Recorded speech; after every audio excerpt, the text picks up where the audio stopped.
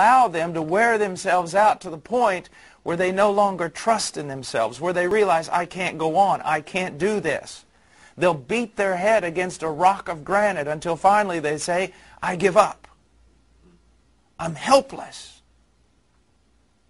This is a truth that someone must understand before they can be saved. I am helpless. I cannot.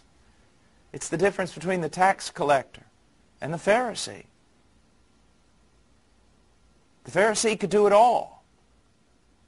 The tax collector could do nothing. Therefore, one walked away justified and the other condemned. Helpless. Martin Lloyd-Jones writes, without strength. What does this mean? It means total inability. It means that we were entirely devoid of any spiritual strength. Moral inability. Now again, oftentimes when you bring up the term moral inability, someone says, well, that can't be true. Well, why? Well, if man has no moral inability, then God can't judge him. I mean, you can't judge a blind man for not being able to find himself through, to pull himself through a maze or guide himself through a maze, because he's blind. It's not fair. So if man can't obey, then it's not fair for God to judge him when he doesn't obey. Yes, it is. And here's why. The moral inability, the reason why men cannot obey is because they will not obey. And they will not obey because they hate God. As I've said many, many times, it's like when Joseph's brothers, it is said about them that they could not speak a gentle or a kind word to him. They had tongues, they had minds, they knew the Hebrew speech. So why is it they could not speak a kind word to him? It says, because they hated him. It was their hatred that made them unable to speak a kind word to him, and therefore they are judged for their inability to speak a kind word. In the same way, men cannot obey God because they will not obey God, and they will not obey God because they hate him. And why do they hate him? Because he's good.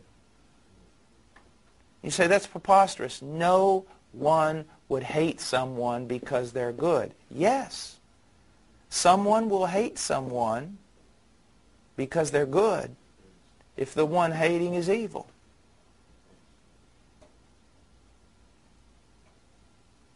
It's like you've possibly heard maybe a bitter elderly woman saying, you know, I know she said that about me 25 years ago, but I just can't forgive her.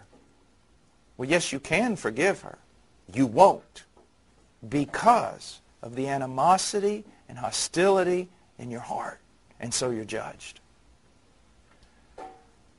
A political prisoner is in the cell, and all of a sudden the king against whom he has railed comes down, puts in the keys, throws open the cell door, and says, come out, you're free. All you have to do is bow to me. Now the man can go home. He can restore his family. He can begin to live again. Or he can stay in that prison until he dies. But because of the animosity in his heart, he says, I cannot bow my knee to you. Now, cannot is not really true unless he's got arthritic knees or something.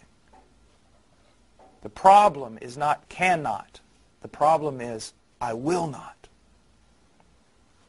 Now, Matthew Henry writes, we were without strength, in a sad condition, and which is worse, altogether unable to help ourselves out of that condition, lost in no visible way for our recovery, our condition deplorable, and in a manner desperate.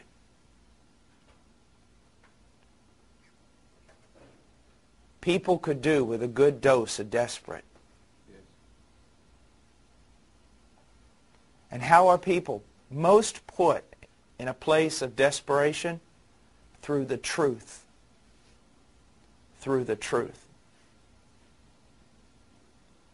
A man unaware that he is about to be run over by a charging rhino is fine. He's happy. His thoughts are collected.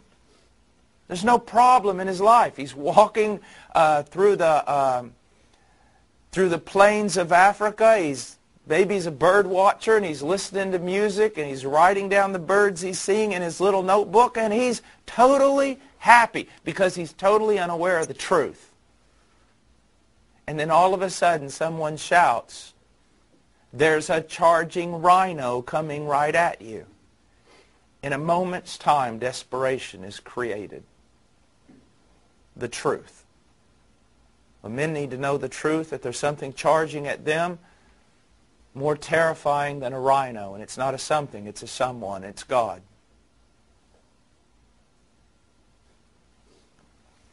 Robert Haldane writes, "This introduces the proof of the love of God." I just told someone they're helpless. And by doing that, I introduced them to the love of God. That's why many of these preachers today who say they're not going to talk about sin, they can never talk about love. Never. They have no platform whatsoever to talk about the love of God to anyone. Because the love of God is most manifest in its nature of being unconditional. We're not surprised at love deserved, are we?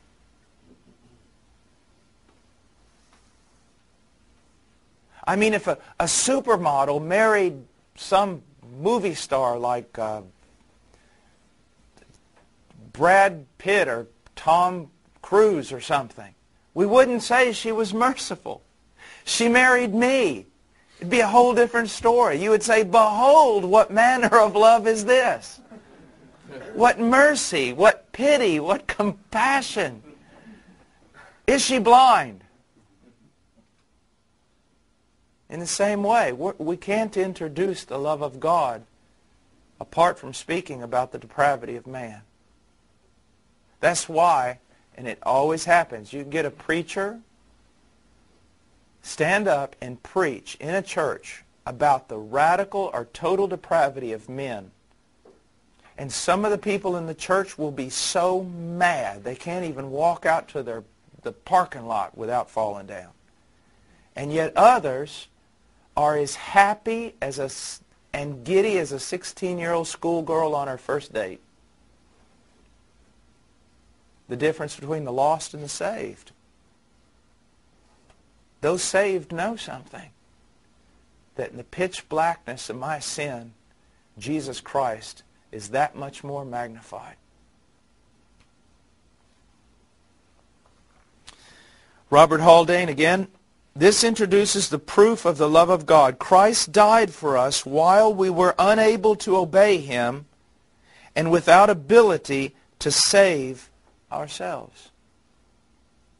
So we see it's not Christ coming to us, "Come along now, I'll help you. Walk this way. Take the first step and I'll take the next." No.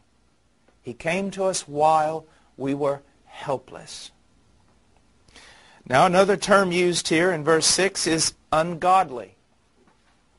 The word ungodly comes from a Greek word which denotes one who is impious or destitute of reverence toward God. Just defined our culture. And because our culture is so backward, we need to listen. Because our culture is so backward and our preaching so poor, that when a young man or young woman or anyone comes to know Christ, they begin a long, long journey back to piety.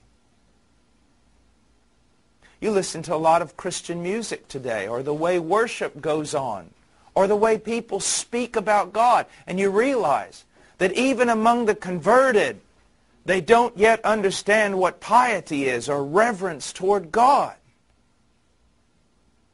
They can say things like, me and Jesus got our own thing going, or the man upstairs, or all sorts of things. One statement that's become popular and is so blasphemous I can hardly speak it in order to point it out that it's wicked, that Jesus is my homeboy.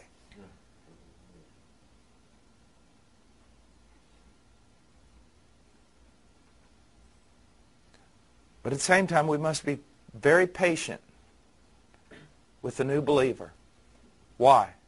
There was a time, I suppose you could say, that when someone was saved, they were saved